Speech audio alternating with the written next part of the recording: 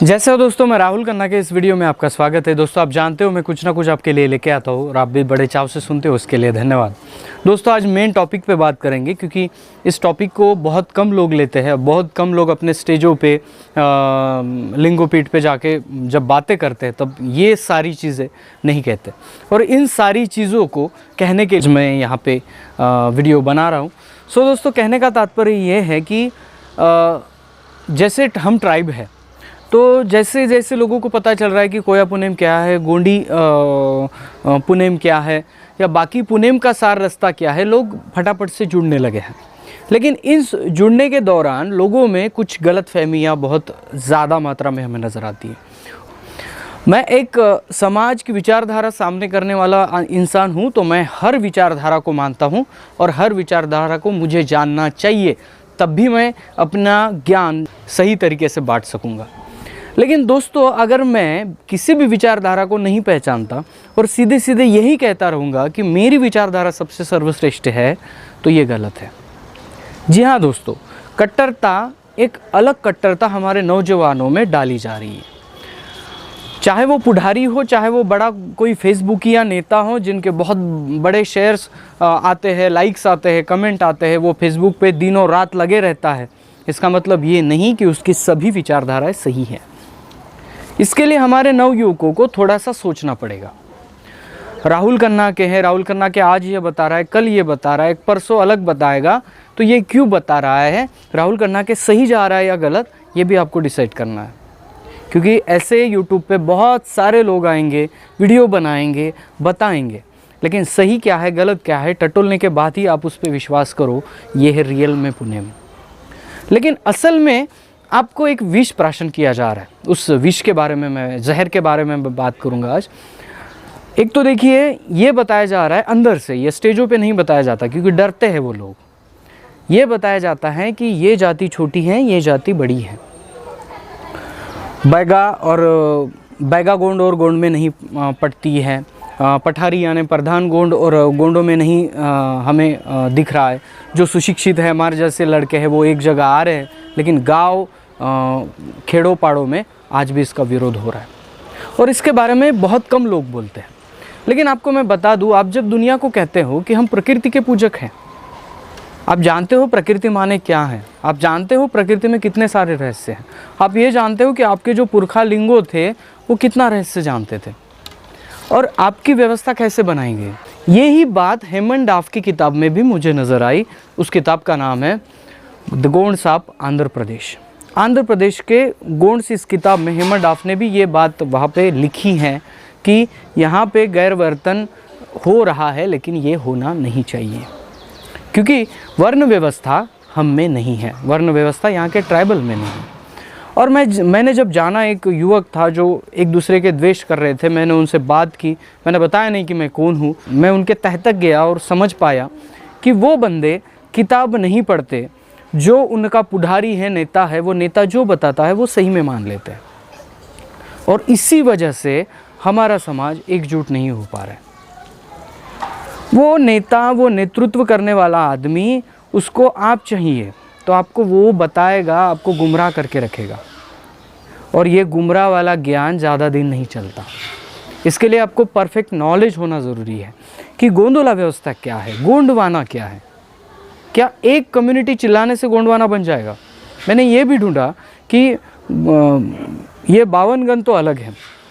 आपके गांव में मरार भी आता है, आपके गांव में खाती भी आता है, आपके गांव में तेली भी आता है, तो ये लोग कौन है फिर? ओबीसी लोग हैं, तो ये लोग कौन है? ये गोंडवाना में नहीं आते, तो ये कहाँ से आए हैं?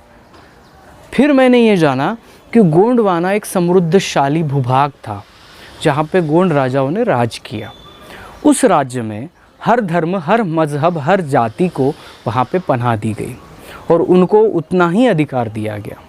ऐसा नहीं है कि मुग़ल साम्राज्य में बाकी धर्म नहीं थे या गोंड साम्राज्य में बाकी धर्म नहीं थे। उदाहरण के तौर पर चांदागढ़ के गोंड राजा ने जितने खुद के कोया पुनेम को माना, जितना कली कंकाली को माना, उतना ही मुसलमानों के अल्लाह को भी माना।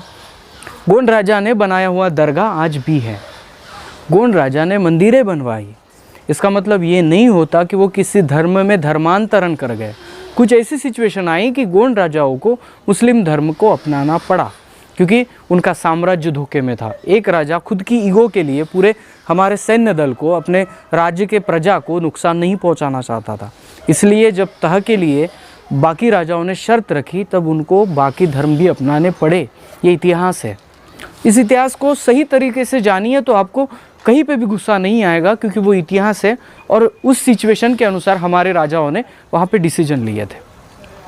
लेकिन बात यह है कि आज जो जहर घोला जा रहा है हमारे युवकों में, वो जहर बहुत ही खतरनाक है। उदाहरण के तौर पर आपको बता देता हूँ, कुमकुम हम में नहीं होता। गोंडियनों में कुमकुम कहीं भी ना वो कहीं यूज़ करते हैं ना, लेकिन गोंडियनों में लाल रंग का ध्वज होता है। लाल रंग किसका है बोलेंगे तो आप वो बताएंगे कि 4 सगाओं का लाल रंग है, लाल, श्रीकाल, श्रीपाल, श्रीमाल। तो ये जो 4 सगाओं का नाम जब वो बताते हैं, तब वो अपना झंडा जो है रेड बताते हैं। ऐसा तो नहीं है कि हम प्रकृतिवादी हैं इसलिए किसी एक कलर पे हमारी जहांगीर बन गई। हम वाइट कलर इसलिए, धार्मिक कलर इसलिए यूज़ करते हैं कि वाइट सबसे श्रेष्ठ है, और वाइट कलर आपको धूप में भी, ठंड में भी और बाकी मौसमों में भी आपका जो ऊर्जा है वो अब्जॉर्व करता है। इसलिए आपके पुरखा है ना, ज़्यादा से ज़्यादा सफ़ेद वस्त्र पहनते थे। सफ़ेद वस्त्र के पीछे एक रीज़न है। लेकिन कुपारलिंगों को पता था कि अगर हम एक रंग को मानेंगे तो वो गलत होगा। सृष्टि में 7 रंग मुख्य रंग है, तो उन्हीं 7 रंगों को 7 सगाओं में विभाजित किया गया। और आज भी मैं 5 सगा हूँ तो मेरा तोता हरा है, 4 सगा है तो उनका लाल है, ऐसे ही करके 7 रंगों को वहाँ पे रखा गया। और इस सिस्टम को हम क्यों नहीं समझ पा रहे? अगर हम प्रकृतिवादी हैं तो प्रकृति के नियम को ही तो हम पुनेम कहते हैं। हम खुद के नियम नहीं लगाते।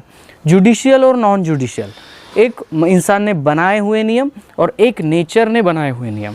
और ट्राइबल वो है जो खुद नहीं बनाता, लेकिन नेचर के उत्सव को खुद का उत्सव मान के मनाता है। उसे पर्व, त्योहार, पंडुम पाबुन कहते हैं। तो अगर इस सृष्टि में रहने वाला आम का पेड़ आप पत्थर मारोगे तो आपको भी आम देगा, राह चलते किसी चोर को भी देगा, राह चलते किसी प्राणी को भी खाएगा, एक बंदर भी खाएगा, एक तोता भी खाएगा। अगर वो सृष्टि का एक पेड़ या एक नदी है, जो नदी आप में और बाकी इसमें भेदभाव नहीं करती, चोरों को भी देती है, राजा को भी वो देती है, तो इसका मतलब ये है दोस्तों कि हम एक दूसरे में भेदभाव कर एक दूसरे का द्वेष करने वाले कौन होते हैं? दोस्तों, प्रकृति के नियम को मानने वाले किसी धर्म को ठेस नहीं पहुंचाते।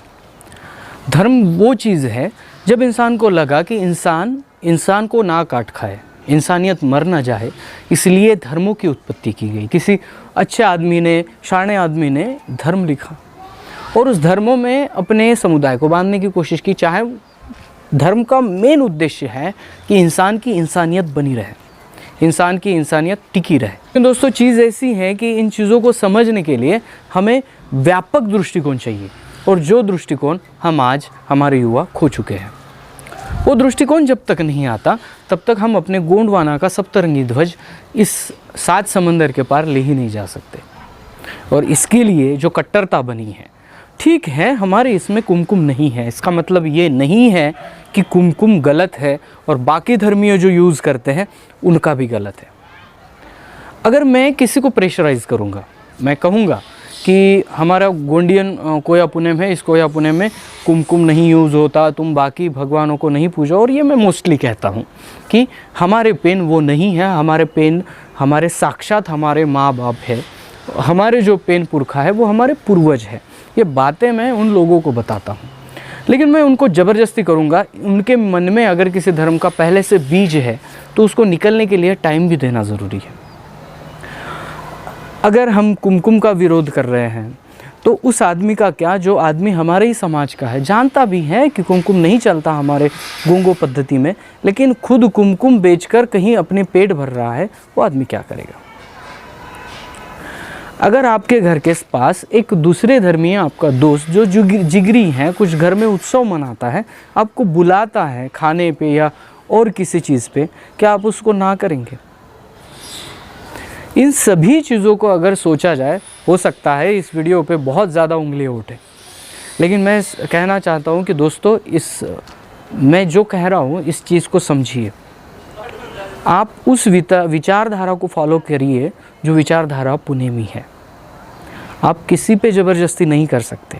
मैं ये भी कर सकता था कि लोगों को ये भी बता सकता था कूद के कि ये करो वो करो। अब मैं आपको विचारधारा इसलिए समझाता हूँ कि आप खुद के डिसीजन खुद ले।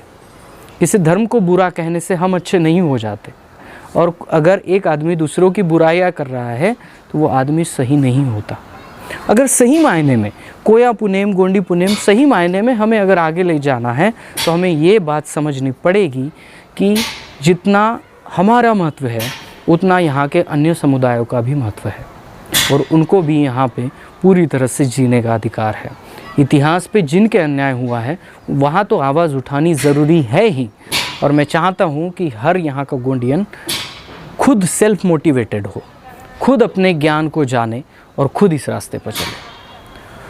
तो दोस्तों, जो कट्टरता होनी चाहिए, जो ज्ञान की कट्टरता, विचारधारा की कट्टरता, वो कट्टरता युवकों में कम नज़र आती है, और अलग तरह की कट्टरता हमें दिन ब दिन बढ़ती हुई नज़र आती है। मैं एक ही कहना चाहूँगा कि ऐसे कट्टरता मत पालिए, आप पुनेम को जानिए। पुनेम इतना फ्लेक्सिबल है कि जैसे ज्ञान में अपडेटेड होता है, जैसे आप पिछले साल का आपका दृष्टिकोण आज का दृष्टिकोण में फ़र्क है, क्योंकि आपका ज्ञान दिन ब दिन अपडेट हो रहा है, आप पढ़ रहे हो, आप सीख रहे हो। वैसे ही पुनेम है, आपका हर पुनेम का अर्थ अपडेट होते रहता है, वो फ्लेक्सिबल है। इसलिए हम प्रकृतिवादी मूलवंशी लोग हैं। इसलिए नहीं है कि हम किसी धर्म को, किसी जात को टारगेट करें और उस टारगेट में खुद बर्बाद हो जाए और दूसरों का वक्त भी बर्बाद कर दे। तो सही लड़ना है तो सही प्लानिंग के साथ, सही विचारधारा के साथ लड़ना है।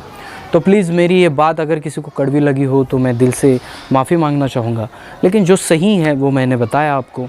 अगर आप दूसरे रास्ते से जाना चाहोगे तो निश्चित हमारी और हमारे समुदाय की हार है। सही रास्ता वही है जिस रास्ते को हम अच्छी तरह से समझ के उस पर अमल करें। दोस्तों, शाम का टाइम है, अभी रात हो रही है, तो यही वीडियो रोकता हूँ। मिलता हूँ अगले वीडियो अगले टॉपिक के साथ। तब तक के लिए जय सेवा, जय जोहार, जय आदिवासी, जय गुणवाना, जय भीम।